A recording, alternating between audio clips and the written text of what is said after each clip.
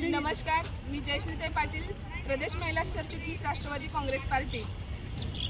आपण आज आमच्या प्रदेश अध्यक्षा राष्ट्रवादी काँग्रेस पार्टीच्या तसेच महिला आयोगाच्या अध्यक्षा माननीय रुपालीताई चाकणकर यांना आज राष्ट्रवादी काँग्रेस पार्टीकडून निवेदन देण्यात आलेलं आहे।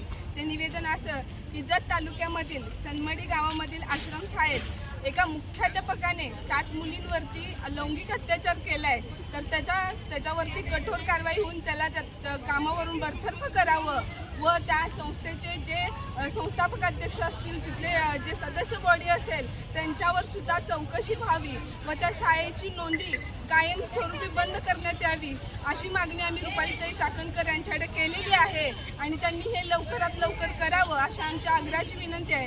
कारण लैंगिक अत्याचार करताना एका नाही तर अशा 7 मुलींची झाले। आता जर 7 मुलींची नावं पुढे येत आहेत तर अनेक किती मुलींची त्यामध्ये हे झालेले असतील, शोषण झालं असेल आणि हे सगळं करत असताना त्यांच्या आई वडिलांवरती सुद्धा तडफण आणण्याचं काम केलं जात आहे। तर इकडे गांभीर्यानं महिला आयोगाने लक्ष दिलं पाहिजे अशी आम्ही राष्ट्रवादी काँग्रेस पार्टीच्या सांगली जिल्ह्याकडून विनंती करतो।